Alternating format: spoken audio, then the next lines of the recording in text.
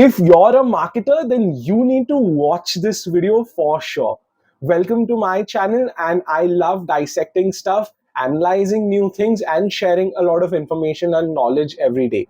Today, I want to talk about this really cool campaign that I came across on YouTube called as the Sanskrit Passwords by Axis Bank, which is a BFSI brand in India for those of you watching from abroad. It's one of the most interesting technology driven but culture insight driven campaign that I have seen in ages. And there's a lot to unpack in this case study, especially for marketing students and marketing professionals or anybody who wants to get into the creative industries.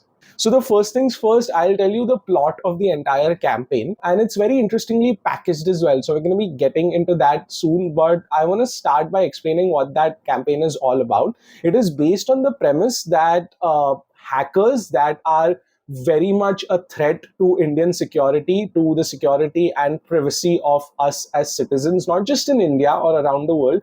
They can easily crack our passwords by guessing them because we mostly use English or Hindi passwords, correct? And most of the times we use common letters and words in common combinations that they can crack easily, which leads to a lot of scams, which leads to a lot of data leaks that causes a problem for the entire economy, not just individuals as well, because sometimes organizations get hacked as well, correct? So that is the whole premise. And what the interesting insight over here is that scammers and us as common citizens in general do not know Sanskrit as a language, because although it is part of our rich culture and heritage, lesser and lesser students are opting for it in school, which leads to lesser and lesser citizens actually knowing it and using it in their daily life. So since Sanskrit is a lesser known, lesser spoken language, why not create your passwords in Sanskrit, which would be impossible, nearly impossible, for scammers to crack? That is why Axis Bank launched this website called as the Sanskrit Passwords, and I'll link it in the description below along with the ad. Do watch it out, do check it out, and do watch it so that you can understand the entire case study in general as well. It's a very interesting website, very interestingly packaged ad as well for it.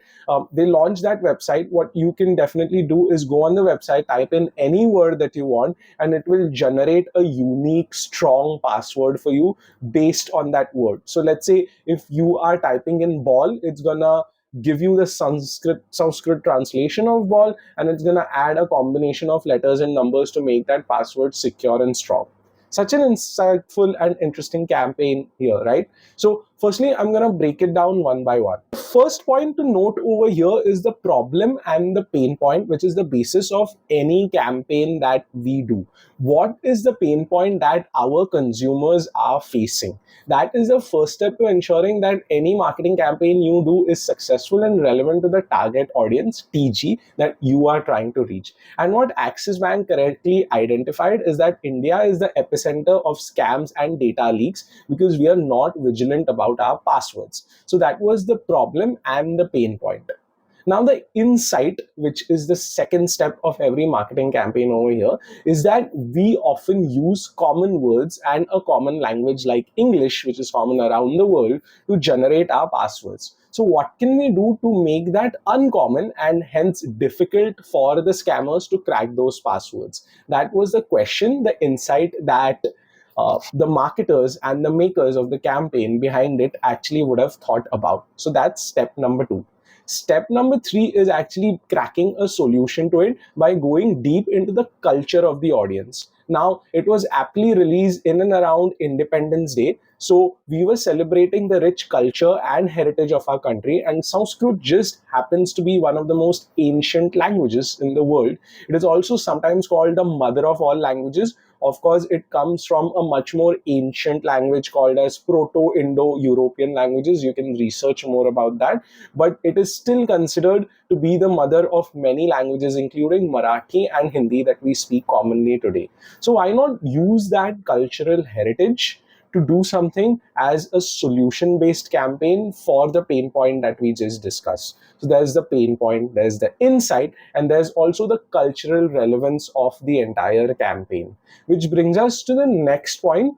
Not only has the ad solved for it using technology, it has what it has done is made this campaign very accessible to everybody. You can just simply go on the website and generate that password. So it's a very simple but very meaningful tool, technological tool that they have created to make this insight more practical and relevant, thus becoming the center of the campaign.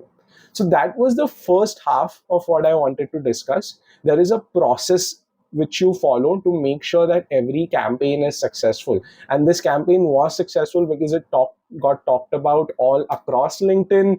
People were sharing it in the WhatsApp groups that I'm part of, and it has 1 million+ views on YouTube last I checked as well. So it was successful because it followed a very simple process that you as a marketing professional can follow. What is the problem and pain point of your audience? What is the insight that you can crack? An insight is nothing but a deep observation that you can make, a deep reasoning. What is the root cause? Get into the bottom of things behind why that is a problem or a pain point for your audience. That is when you discover the wow moment called as the insight.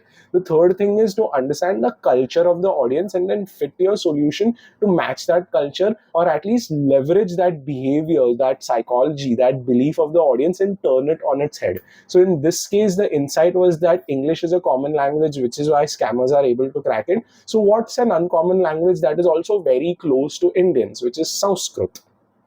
Also here you got to remember that you got to make campaigns that people will be proud to share. So since it was released around Independence Day, the sentiment of patriotism, nationalism and love for our country and its culture and its languages was very much high. So it was perfectly timed as well. So you have to ensure that you are culturally relevant, not just in terms of the ideas you're cracking, but when you're launching those ideas as well.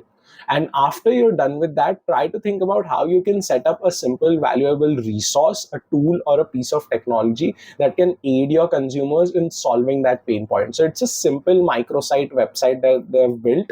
This is the first half of what we learn from this. The second half I want to speak about is the entire way in which they have packaged this campaign called as case study packaging. Now, how this technique works is we have an old man in a classroom purely speaking Sanskrit. Of course, you have the subtitles, you have the captions that are supporting what he's speaking, but he's speaking in Sanskrit, which really intrigues you at the beginning. He's explaining that, hey, Sanskrit is now dying as a language. So the beginning of the video feels like very introspective, very sad, very hopeless, and you're now pulled into it. If the same old guy was speaking in English, we probably wouldn't have listened so much. So the makers of the campaign packaged that ad, packaged that promotion in a very interesting way so that people would actually watch that ad and be interested in, hey, why is this guy speaking in Sanskrit all of a sudden? And why is he talking about Sanskrit being such a problem in terms of its adoption?